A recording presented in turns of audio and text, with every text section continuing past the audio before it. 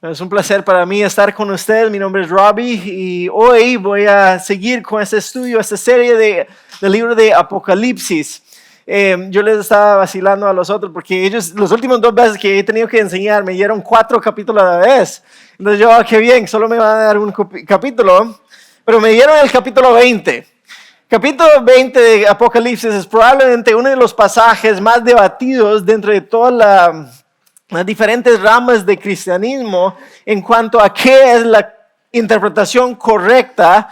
Y ustedes saben que durante este tiempo nosotros hemos estado predicando, explicando la palabra o el libro de Apocalipsis, pero sin tomar posiciones. Y en realidad eso ha sido una gran bendición para mí, porque yo he podido tal vez estudiar diferentes posiciones, no solamente la mía, y explicar qué es lo que dice la palabra sin entrar con tener todas las respuestas de todo lo que está pasando en Apocalipsis. Es literal, es simbólico, qué es lo que está pasando aquí, quién es y viendo también todo lo que está pasando en el mundo ahora, nosotros tendemos a querer respuestas cuando eso no es necesariamente el punto del libro.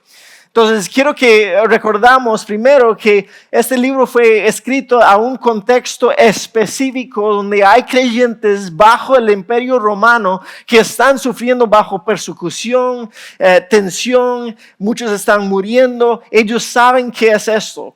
Es una experiencia muy diferente a nosotros. Algunos de ustedes saben que a mí me gusta el fútbol, no lo sigo como algunos de ustedes, pero de vez en cuando lo veo, pero nunca veo partidos enteros. Más que todo lo veo por YouTube con los resúmenes, porque son 10 minutos de ya yo puedo ver todo lo que pasa. Mi hijo y yo, eso es algo que nosotros nos gusta hacer, pero es muy diferente ver un resumen de 10 minutos en YouTube que ver todo un partido o ser parte de un partido. Es una experiencia muy diferente de estar afuera, un comentarista analizando que alguien jugando o aún alguien en el estadio que está experimentando todo lo que es la experiencia compartida de una gran multitud, que los altos, los bajos, qué es lo que está pasando aquí y allá. Y a veces creo que cuando llegamos a las Escrituras y específicamente a Apocalipsis estamos así porque nosotros no tenemos tanta realidad compartida con la audiencia original en este sentido. Si uno piensa en lo que Juan está viendo, él está siendo exiliado a una isla, está solo ahí viendo esas visiones y está escribiendo con gran esperanza a un pueblo que está sufriendo.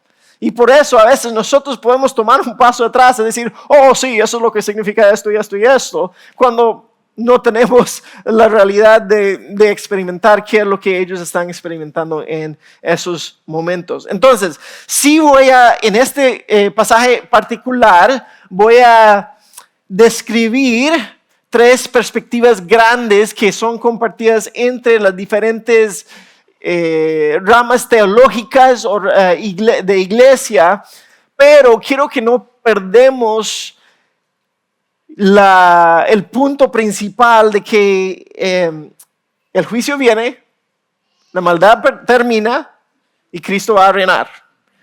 Eso es lo que nosotros tenemos que tener en mente cuando estamos viendo todo esto. Entonces, solo como resumen de todo Apocalipsis, empezamos el libro con esas cartas a las iglesias, para animar a las iglesias de Juan, hablando a las diferentes iglesias allá en la región. Después vimos esa visión del cielo que puso como un fundamento de oración para todo el resto del libro.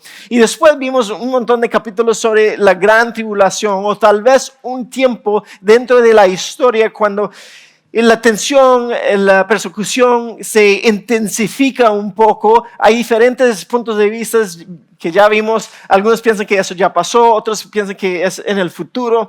Después vimos esa caída de Babilonia, la representación de Babilonia que representa el imperio del mundo que está en contra del reino de Dios. Y cómo es que eso va a caer, que todos nuestros sistemas y organizaciones y gobiernos, todo eso va a caer porque está construido sobre esa trinidad falsa, se acuerda de la bestia, el falso profeta y Satanás. Después, la semana pasada vimos la segunda venida de Cristo y hoy es una extensión de eso, que cuando viene Cristo y va a juzgar, y los últimos dos capítulos del libro, más bien son los últimos dos capítulos de toda la Biblia, vamos a ver una nueva Jerusalén, una nueva creación. Es muy interesante, cuando uno lee las escrituras, yo sé que nosotros tendemos a escoger partes de las escrituras y aplicarlo a nuestras vidas. Oh, este versículo significa esto para mí, o este capítulo, eso es como Dios me está hablando. Y hay algunas cosas válidas de eso, pero en realidad, cuando leamos las escrituras, estamos viendo un arco dramático de una historia grande de qué es lo que Dios está haciendo en la historia de la humanidad. Entonces, si uno empieza con Génesis 1 y va hasta Apocalipsis 22, estamos viendo cómo es que Dios está restaurando su creación y redimiendo su pueblo, rescatando su pueblo, restaurando su creación y redimiendo su pueblo. Entonces, tienes dos capítulos al inicio de toda la Biblia, Génesis 1 y 2, y tienes dos capítulos al final de la Biblia, Apocalipsis 21 y 22, donde todo está bien.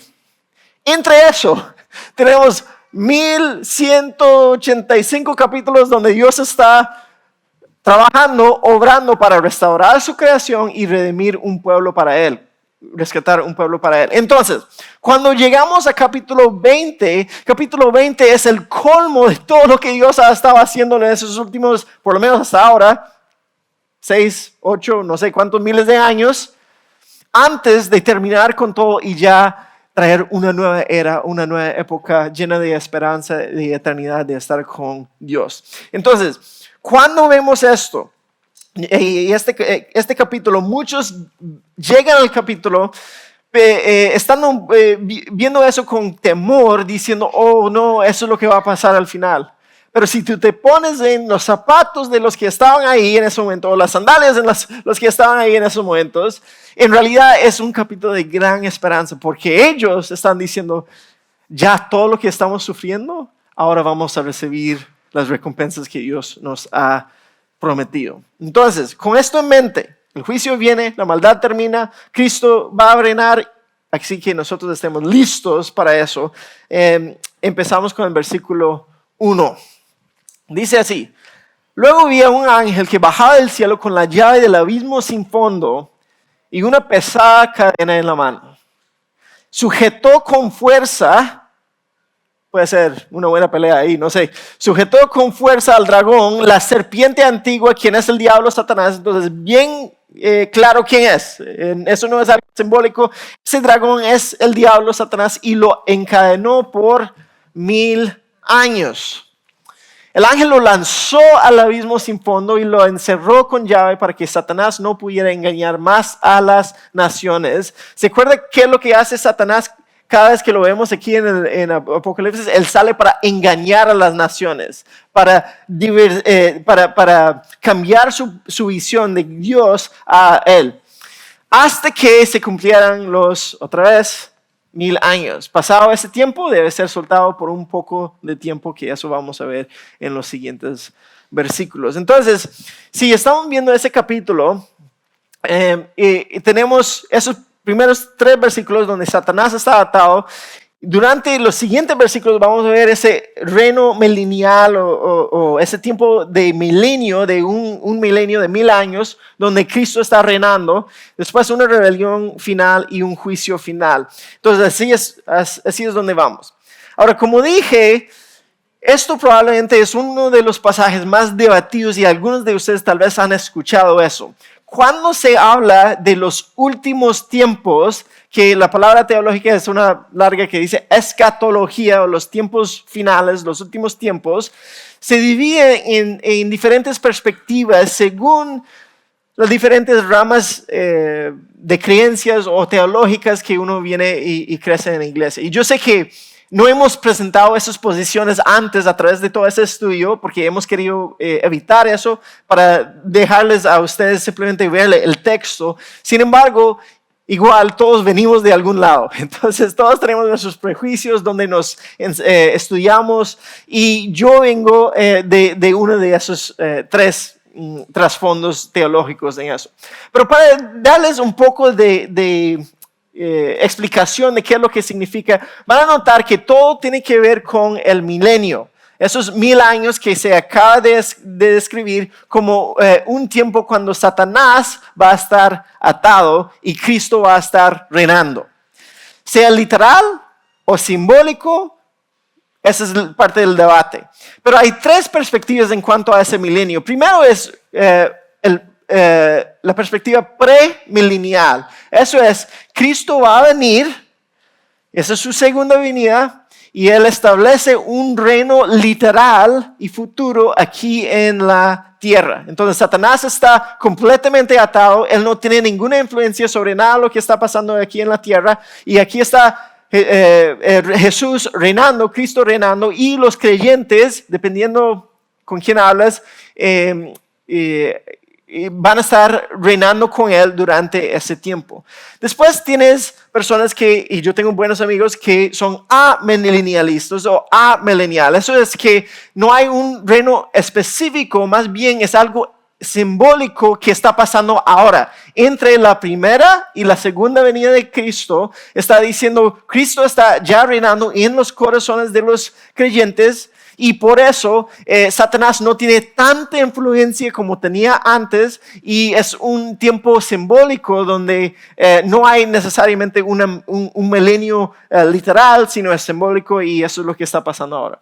Después hay postmilenial, y eso es donde nosotros, la iglesia, estamos lleno del Espíritu Santo, estamos mejorando el mundo hasta el punto que vamos a nosotros establecer un reino perfecto, y ya Cristo va a venir. Entonces vamos trabajando juntos para establecer ese reino, y también es simbólico, no sabemos exactamente si es literal 1000 años o no, y todos nosotros estamos trabajando hacia eso para llegar, para que Cristo pueda venir. Entonces, yo conozco personas de las 3 perspectivas, hay mucho debate, y probablemente si perteneces a una de esas perspectivas estás enojado conmigo ya porque hice un resumen muy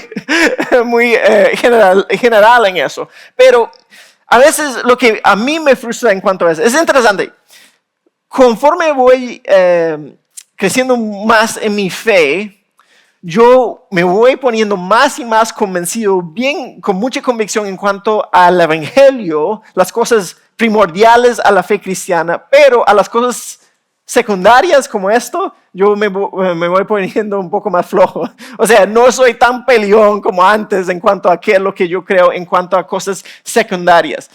Dependiendo de lo que tú crees de aquí, eso no te salva. Simplemente estás diciendo, yo creo que la Biblia está diciendo esto en cuanto al fin del mundo. Entonces, yo quiero que tengamos buena conversación sobre todo eso, pero yo no quiero y no me gusta cuando personas llegan y dicen, oh, yo soy de este lado, así que tú tienes que creer eso, y si no crees eso, entonces no podemos ser hermanos en Cristo. Eso no es la manera que es presentada en las Escrituras, y no fue escrito por eso. Aún incluso creo que todos estamos perdiendo el punto a tratar de crear un marco teológico o escatológico, simplemente cuando el punto es esto. El juicio viene, la maldad termina y Cristo va a vencer y va a reinar. Eso es el punto. Y cuando uno se pone en el lugar de los que están escuchando esto por la primera vez, eso es, qué bien nosotros vamos a estar con Cristo. Entonces, es justo lo que nosotros vemos en los siguientes versículos. Versículo 4 sigue así. Después vi tronos, y los que estaban sentados en ellos habían recibido autoridad para juzgar. Vi las almas de aquellos que habían sido decapitados. ¿Por qué? Dar testimonio acerca de Jesús y proclamar la palabra de Dios. Entonces, tenemos 2 cosas. Esas personas están sufriendo. Esas personas no solo están sufriendo o han estado sufriendo, ellos fueron matados. Y no solamente fueron matados, es algo bien claro aquí que dice que decapitados, que yo creo que es simbólico para decir que ellos dieron sus vidas por algo específico. Eso no es que estuvieron en contra de un político corrupto o algo así. Eso es que estaban dando testimonio acerca de Jesús y proclamando la palabra de Dios. Esos son los que han perseverado en medio de todo lo que está pasando dentro, yo diría, dentro de la gran tribulación que ya hemos visto. Cuando el mundo está en contra del pueblo de Dios, nosotros vamos, si somos parte del pueblo de Dios, nosotros vamos a sufrir.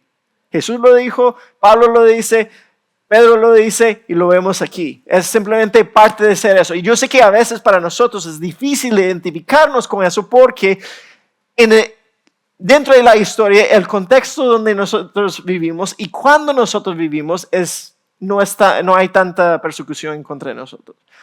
Yo creo que en el futuro va a haber, pero por ahora estamos muy cómodos y por eso a veces nos cuesta porque es fácil de alinearnos con lo que dice el mundo junto con lo que dice la palabra de Dios. Y como vemos constantemente, esas son dos cosas que en realidad chocan.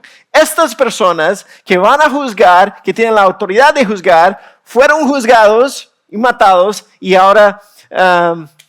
sigue. Ellos no habían adorado a la bestia ni a su estatua, ni habían aceptado su marca en la frente o en las manos.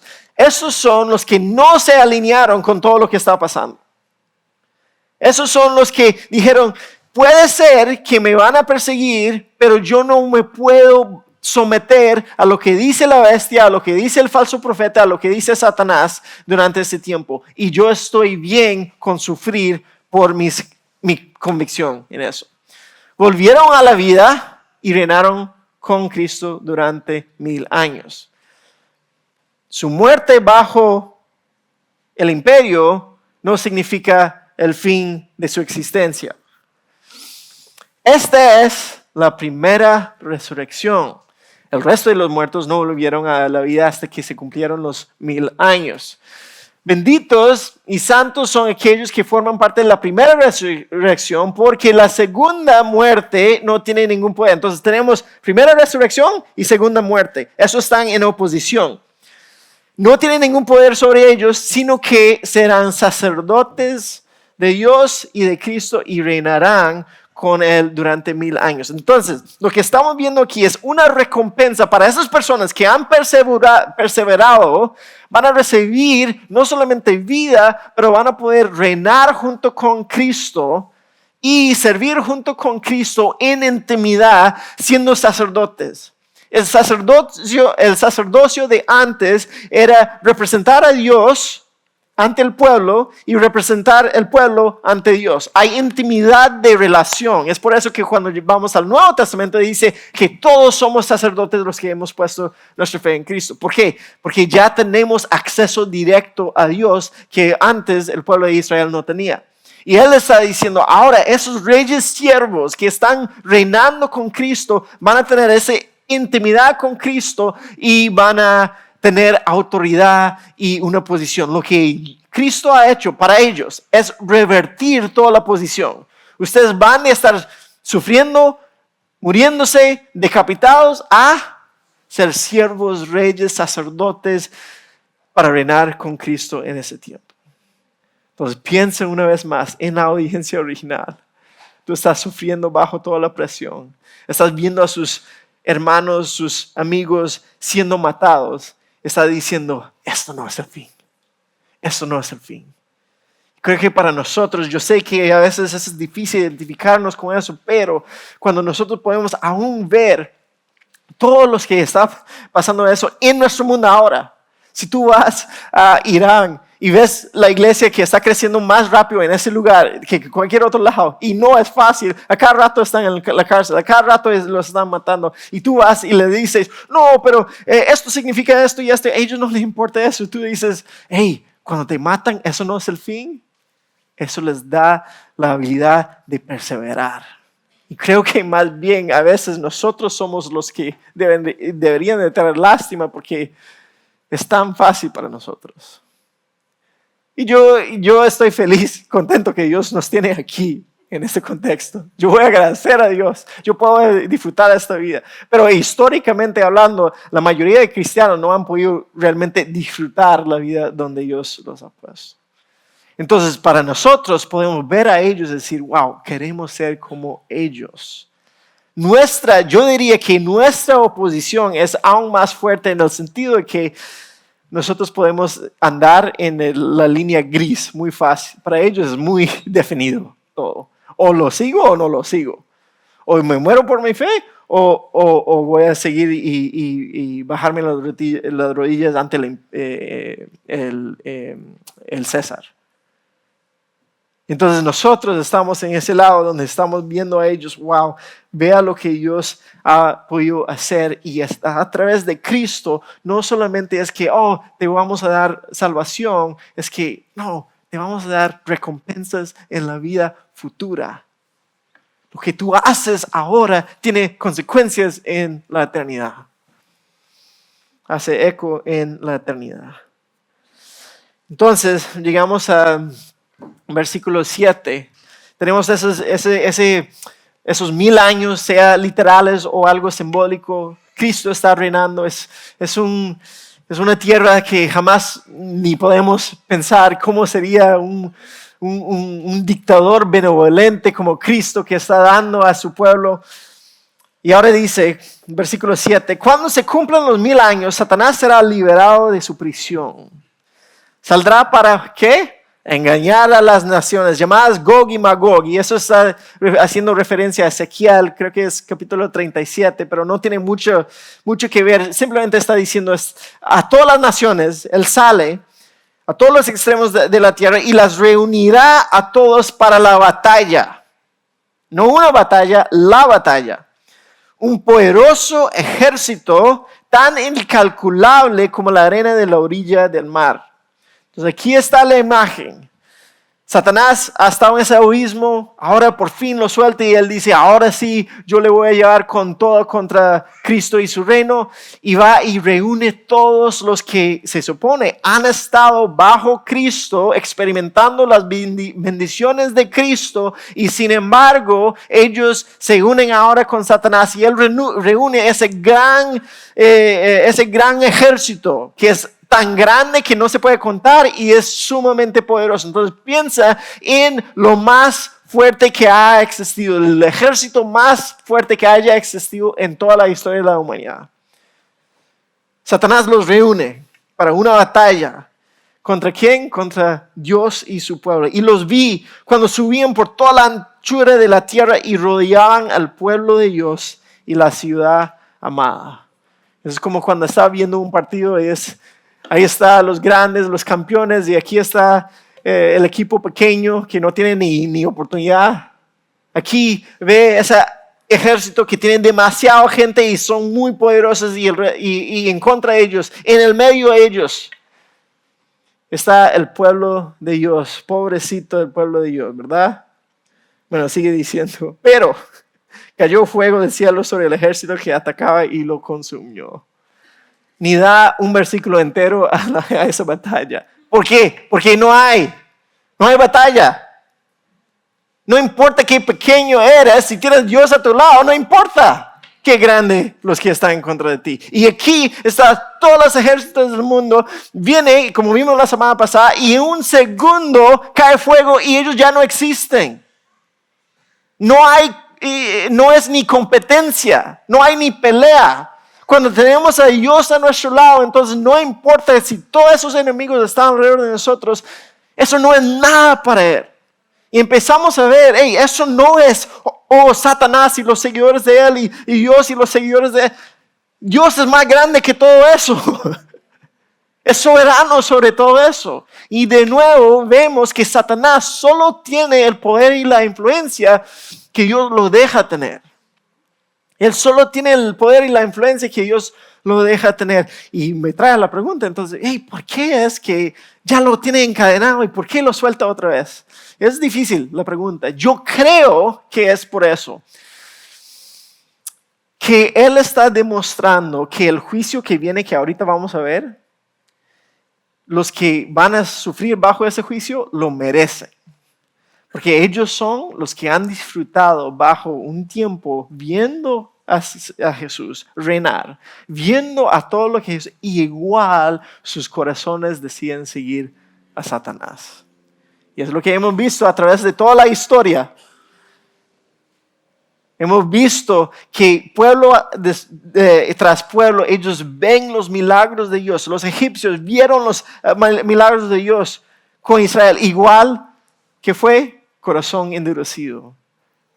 Preferimos quedar con el imperio.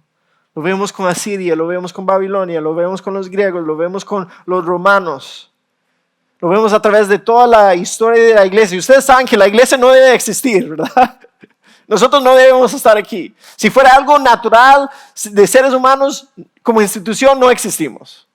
Pero Dios nos da su soporte, Él nos está dando su Espíritu Santo y nosotros seguimos adelante a pesar de todo lo que ha enfrentado la iglesia. Y es por eso, porque Dios está soberano sobre todo esto.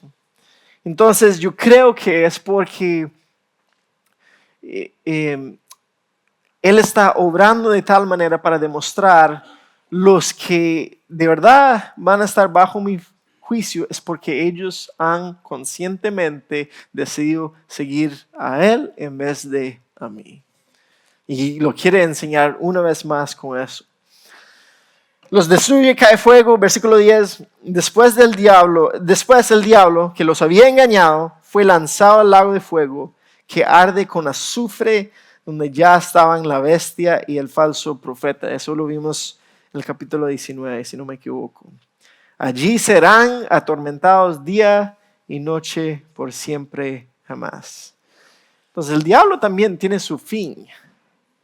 Pero no es un fin como que él deja de existir, es un fin donde él va a estar bajo juicio, atormentado por siempre por lo que él ha hecho.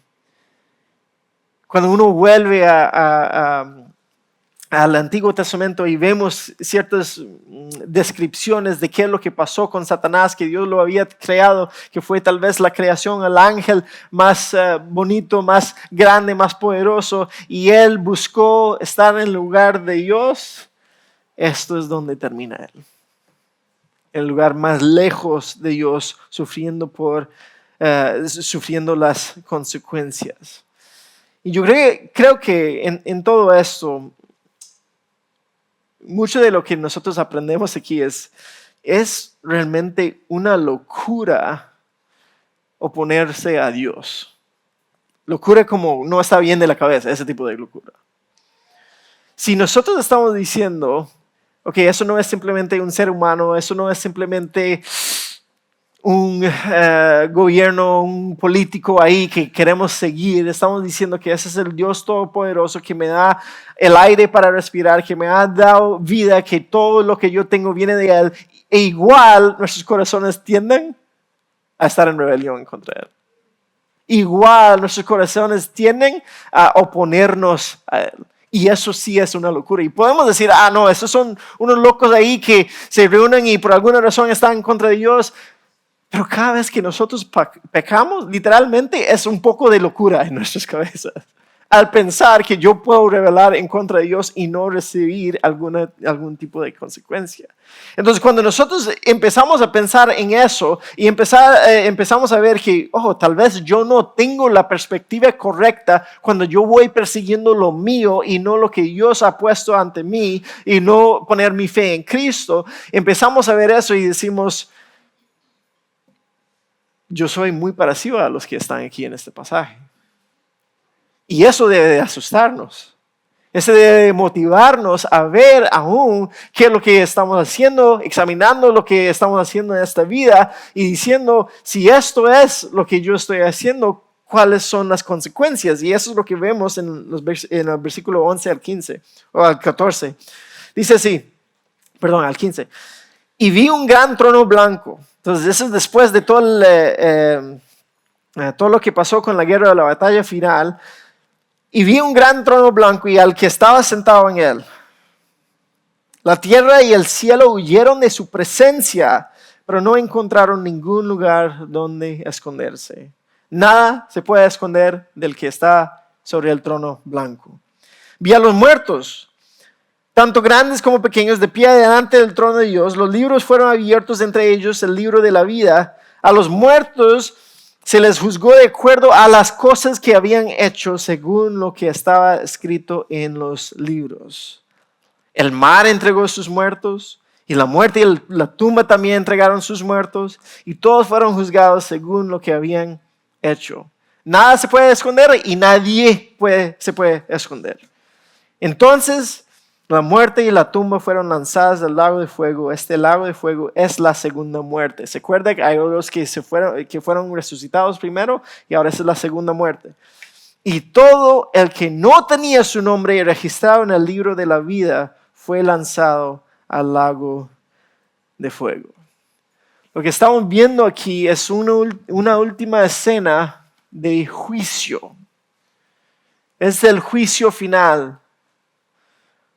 Todo lo que nosotros hemos experimentado, todo lo que hemos visto a través de la historia, todos los hechos, todas las obras por los seres humanos, ahora en este momento van a encontrarse juzgados. Todas las injusticias, todas las maldades, todo lo que nosotros hemos sentido donde nos han tratado mal, donde nosotros hemos tratado a otros mal, todo eso va a estar juzgado.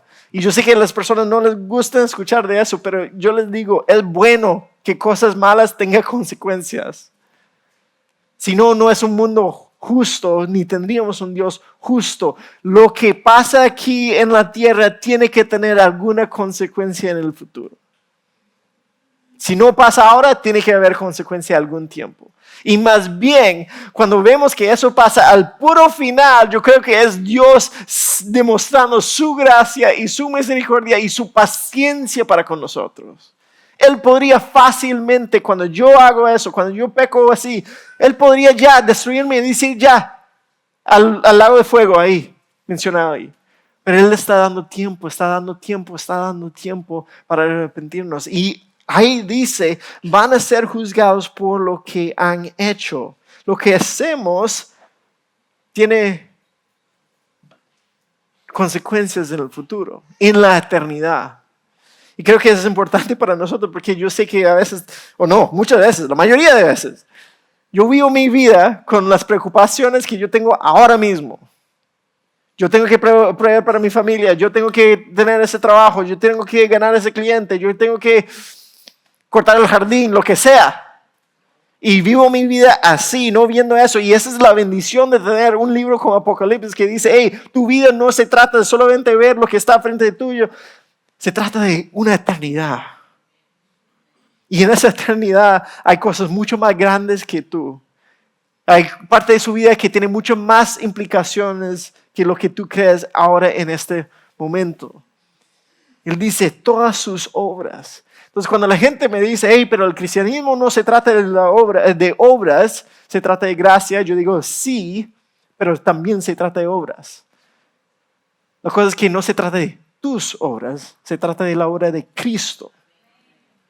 Porque cuando nosotros vemos y Él abre todos esos libros, nosotros estamos diciendo, sí, yo hice eso. Y eso me da miedo, porque significa que Él sabe lo que yo estoy pensando.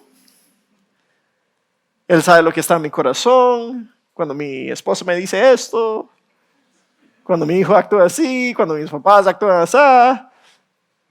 Él sabe qué es lo que yo estoy pensando cuando alguien me corta ahí todo el carro sabe lo que yo estoy pensando en ese momento, pero cuando alguien se mete enfrente mío, Él conoce eso.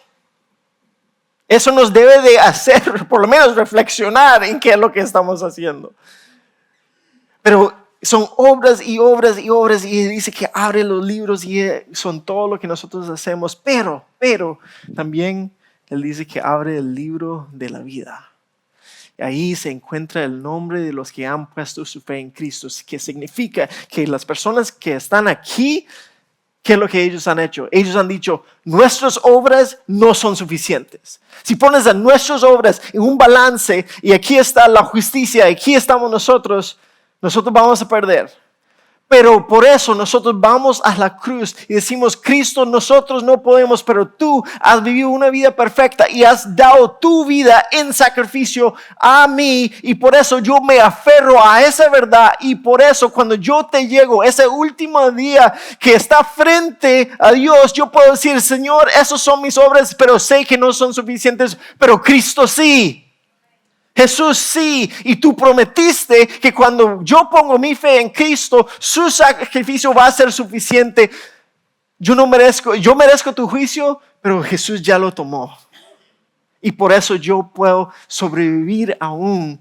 No solamente yo voy a entrar en la primera resurrección, pero yo no tengo que temer a la segunda muerte. Esa es la esperanza que Él nos da. Pero aún así, quiero que también nota que Él dice que Él va a ver todas las obras. Y creo que eso tiene implicaciones para nosotros, que nuestra salvación, cuando ponemos nuestra fe en Cristo, no es, ok, ya puse mi fe en Cristo, ya estoy bien, yo puedo seguir viviendo como quiero. No, Él igual va a ver nuestras obras. De hecho, Pablo habla de eso en Romanos capítulo 2, lo voy a leer un poco. Él dice así, Él juzgará a cada uno según lo que haya hecho. Dará vida eterna a los que siguen haciendo el bien, pues de esa manera demuestran que buscan la gloria, el honor y la inmortalidad que Dios ofrece. Pero derramará su ira y enojo sobre los que viven para sí mismos, los que se niegan a obedecer la verdad y en cambio viven entregados a la maldad. Habrá aflicción y angustia para todos los que siguen haciendo lo malo, pero habrá gloria, honra y paz de parte de Dios para todos los que hacen lo bueno, pues Dios no muestra favoritismo. Cuando nosotros estamos delante de Él, y eso es algo bueno, porque el ser humano sí demuestra favoritismo, el ser humano sí es corrupto, un juez nunca va a ser perfecto, un juez humano, pero Él sí, y eso es de ánimo, porque si yo siento que hay injusticias, Él lo va a sentir infinitas veces más que yo. Él lo va a sentir, Él lo va a hacer lo correcto. Yo puedo confiar que Él es Dios en eso. Pero se va a abrir esto y hay los que o van a encontrar, no se van a encontrar en el libro de la vida o los que van a encontrarse en el libro de la vida. Pero aún a los que están en el libro de la vida, sus obras también van a ser expuestos. Y la pregunta entonces no es si soy salvo por gracia o no, que sí somos salvos por gracia, es qué es lo que yo hice con mi vida que Dios me dio ahora después. Y eso no se trata de ser un misionero o un gran predicador o pastor, que puede ser para algunos que Dios sí te llama así. Se trata de cómo has vivido la vida. No se trata de cómo seguí una religiosidad, que yo hice esto y cumplí con estas reglas. No, se trata de su corazón. Yo conozco buenos pastores para la congregación que han negado a sus familias y habrá consecuencias para eso. Conozco buenos predicadores que Dios ha utilizado para que gente se salva a través del mensaje de salvación que predican, pero a la vez están viviendo en inmoralidad. Y yo no sé cómo funciona todo eso, pero lo veo, hay experiencias así. Y por el otro lado veo personas que tienen trabajos completamente seculares, pero ellos viven de una manera que están demostrando el amor de Dios a todos los que están alrededor. Y ellos van a recibir esas recompensas. Entonces cuando Dios nos salva para estar con Él en la eternidad, pero también hay una parte donde nosotros vivimos con la mentalidad de que no es simplemente una salvación, pero hay recompensas futuras que nos esperan. Si nosotros seguimos así, perseverando en la fe y el discipulado y buscando de Dios y creciendo no simplemente de una manera religiosa, sino como de corazón. Entonces, cuando pensamos en esto, ese gran juicio final, tengo 3 ideas cuando vemos pasajes aquí. ¿Cómo es que llegamos delante de esa realidad? Que lo que yo hago aquí tiene efecto e implicaciones en el futuro. Entonces, la pregunta como cristianos deberíamos decir, ¿cómo entonces yo debería de vivir? ¿Cómo entonces debo de vivir? Primero, vivimos con esperanza y no temor. La mayoría de personas que yo conozco leen capítulo 20 y dicen, oh, qué mal va a ser. Me da un poco de temor. La razón que muchos de nosotros tenemos temor al futuro y todo lo que va a pasar es porque tenemos algo que perder aquí. No queremos perder esto aquí, lo que tenemos. Y como dije, es una bendición estar donde nosotros estamos y lo que Dios nos ha dado aquí, pero no vivimos por esto. No vivimos por esto. Tenemos mucho más que ganar cuando esto viene. Y por eso, esto es simplemente una realidad. Sí, es una realidad que tenemos que vivir. Pero con la esperanza que vamos a ganar mucho más en el futuro. Que perdemos todo aquí, que nos ¿cómo es? Que nos corta la cabeza. Sí. Pero, ¿sabe qué? Tengo mucho que ganar en el futuro. Entonces vivimos a la luz de esa verdad, que viene un gran juicio, sí, pero con esperanza, porque nuestra fe está en Cristo y yo voy a recibir lo que Él me ha prometido. Segundo, vivimos en santidad y no rebelión. Simplemente poner su fe en Cristo no significa que ya para lo difícil de que es honrar a Dios con nuestras vidas. Todos nosotros sabemos la tensión que es, yo sigo a Cristo, pero la carne todavía me jala. Me alinea con todo lo que este mundo me ofrece. Y yo creo que ninguno de nosotros, y Juan lo dice, si alguno de nosotros decimos que hemos pecado, están mintiendo. Nosotros no podemos decir eso. Nosotros vivimos en esa tensión que ya soy salvo, pero todavía no estoy con Cristo. Así que hay que vivir en santidad, perseverar en santidad a pesar de todo lo que está pasando, no en rebelión. Cada pecado es rebelión en contra de Dios. Es una locura, pero así somos, es nuestro corazón. Gracias a Dios por su gracia, Él nos ha salvado por nuestra fe en Él, pero igual perseveramos en cómo vivimos en esta vida. Y al final también vivimos en misión, con propósito y no egoísmo, viviendo solamente para nosotros mismos. No viviendo sin propósito, distraídos con todo lo que está pasando en el mundo. Lo que Dios te ha dado aquí, Él nos podría haber llevado en un momento, como dije. Pero ahora están aquí con propósito para traer el reino de luz a este reino de oscuridad, para traer el amor de Dios a las personas alrededor. Tú tienes un propósito en lo que sé que estás haciendo. No puedes simplemente decir, ya soy salvo, voy a vivir mi vida como yo quiero y ahora termino y Dios me va a salvar al final. Entonces sí, viene un gran juicio al final, pero vivimos con esperanza, con santidad y en la misión que Él nos ha dado. Si nosotros tomamos que esto, digamos que toda esa pantalla es la eternidad, piensa en su propia vida. Si eso es todo el tiempo de toda la historia, eterno para atrás, eterno para adelante, nuestros 70, 80, 90, 100 años si Dios nos da, que es un puntito así. Y la mayoría de nosotros, en nuestras mentes, en nuestros corazones, solo estamos pensando en esto. Y no en todo lo demás. Y eso es donde hay un cambio de paradigma, cambio de perspectiva, donde nosotros tenemos que decir, hay mucho más aquí de lo poquito que yo tengo aquí. ¿Disfrutamos lo que Él nos ha dado? Sí, disfrutamos lo que Él nos ha dado. Eso no es algo malo. Pero nuestro propósito de vida es para todo eso. Ahora termino con el versículo 15. Una vez más, yo ya estaba hablando a los que han puesto su fe en Cristo. Pero tal vez algunos de ustedes no han puesto su fe en Cristo. Y creo que es importante escuchar este versículo una vez más. Dice así, todo el que no tenía su nombre registrado en el libro de la vida fue lanzado al lago de fuego. Si no has puesto su fe en Cristo, tu nombre no está en el libro de la vida, significa que Él te va a juzgar según lo que has hecho. Y les digo, lo que has hecho no va a aguantar el juicio. Entonces, no digo esto para asustarles, pero sí digo esto para asustarles. Debe asustarnos un poco. Y yo no quiero asumir qué es lo que todo eso significa, si es simbólico, si es real.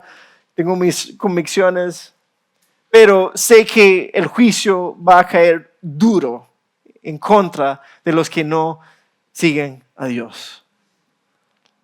Y eso no es algo que me alegra decir eso. Y como cristianos eso debe ser algo que nos trae tristeza para los que están alrededor de nosotros. Y nos debe de traer motivación para que nosotros podamos ir y hablar con las personas. Pero esa es la esperanza aquí. Todo eso, ese juicio al final, es al final. No ha pasado todavía. Y significa que si no has puesto su fe en Cristo, entonces todavía te queda oportunidad para poner tu fe en Cristo. Esa es la paciencia y la gracia de Dios. Es la misericordia que Él nos ha dado. Y entonces si tú estás escuchando mi voz hoy y escuchando, wow, hay un juicio final, entonces debe de de tener implicaciones en tu mente, decir, ok, debo por lo menos examinar si yo he puesto mi fe en Cristo. Y si no, les animo, ponga su fe en Cristo. Su sacrificio es lo único que te va a hacer sobrevivir esa segunda muerte, lo que vimos aquí. Su sacrificio, su sangre, su cuerpo quebrado, eso es como Él logró nuestra esperanza y vida eterna. El juicio viene, la maldad termina, Cristo viene y va a reinar. Así es como vamos a terminar. ¿Cuáles implicaciones tiene para nuestras vidas? Y es bueno, hoy nosotros tenemos la oportunidad de celebrar esa obra de Cristo. Como pueden ver ahí las mesas de compartir como parte en la cena del Señor. Y cuando estamos hablando de la cena del Señor, estamos hablando de ese sacrificio. Esa es la obra que es suficiente para cubrir tus obras. Esa es la obra que es suficiente para satisfacer el juicio de Dios. Entonces, cuando compartimos y tomamos el jugo, el vino, y cuando comemos el pan, eso es lo que estamos celebrando. Estamos diciendo, Dios, a través de Jesús, tus obras son mayores que las mías. Entonces quiero leerles de 1 Corintios 11. Pablo dice así en el 23, dice así, hablando a la iglesia de Corinto sobre eso es lo que vamos a hacer hoy. Dice así, pues yo les transmito lo que recibí del Señor mismo. La noche en que fue traicionado, el Señor Jesús tomó pan y dio gracias a Dios por ese pan. Luego lo partió en trozos y dijo, esto es mi cuerpo, el cual es entregado, eso es sacrificio por ustedes. Hagan esto en memoria de mí. Entonces lo que estamos haciendo es recordando de la obra de Cristo que es suficiente para cubrir nuestras obras. De la misma manera, tomó en sus manos la copa de vino después de la cena y dijo, esta copa es el nuevo pacto entre Dios y su pueblo, un acuerdo confirmado con mi sangre. No es solo reconocer que Él entregó su vida para nosotros, pero está diciendo, pero es también su promesa que nos va a cubrir cuando viene el juicio final. Hagan esto en memoria de mí todas las veces que la beban. Pues, y aquí está, versículo 26, pues cada vez que coman este pan y beben de esta copa, anuncian la muerte del Señor, ese es el pasado, hasta que Él vuelva. Está apuntando hacia ese día, está apuntando hacia cuando Él viene. Entonces, hasta el punto que Él vuelva, nosotros estamos recordando sus obras. Cuando Él viene, ya nosotros no vamos a tomar de la copa ni del pan. Ya no se va a necesitar. Él va a estar con nosotros, vamos a estar reinando con Él, vamos a estar con Él. Eso es lo que estamos anunciando cuando estamos compartiendo en esto. Entonces yo quiero que no tomamos eso simplemente como un acto religioso, que vamos a subir y vamos a hacer esto. No, eso estamos diciendo. Eso apunta hacia el final. Eso apunta hacia la esperanza. La esperanza que yo tengo se encuentra en esos elementos simbólicamente del sacrificio y la entrega y la promesa de Dios en mi vida. Entonces voy a orar y cuando están listos pueden subir a las mesas. Tenemos 2 mesas atrás, tenemos 2 mesas aquí al frente y pueden compartir en este tiempo juntos. Yo sí les voy a pedir, si no has puesto su fe en Cristo, que no compartan. Esta es una mesa abierta, significa que no tienen que ser miembros de nuestra iglesia para compartir, pero sí pedimos que sean creyentes, porque eso es algo que un creyente llega para decir que yo he puesto mi fe en Cristo, y eso es algo simbólicamente que estoy diciendo que yo afirmo lo que Dios ha hecho. Si no eres creyente, entonces toma ese tiempo para meditar, pensar, reflexionar por qué tal vez no eres. ¿Por qué no has puesto su fe? Y obviamente hay líderes alrededor que les encantaría hablar contigo sobre eso. Pero voy a orar, no voy a dar más instrucciones. Pueden venir, tomar los elementos, volver a sus asientos y tomarlos cuando están listos. Y vamos a terminar nuestro tiempo juntos adorando al Señor a través de la música. Déjame orar. Señor, te damos gracias. Te damos gracias porque nos das un vistazo del futuro, que sin eso tal vez no sabríamos cómo vivir. Pero nos has dado la oportunidad de ver y reconocer que el juicio viene. Pero eso no es algo de darnos susto, de darnos temor, Señor. Eso debe darnos alegría y esperanza, porque sabemos que todo lo malo va a ser corregido. Todo lo injusto va a tener sus consecuencias, va a recibir juicio. Toda la maldad, Señor, tú vas a redimir. Eso es lo que celebramos ahora, Señor. Yo pido que este sea un tiempo de mucha intimidad contigo al pensar en esas verdades. Es en tu nombre que oramos. Amén.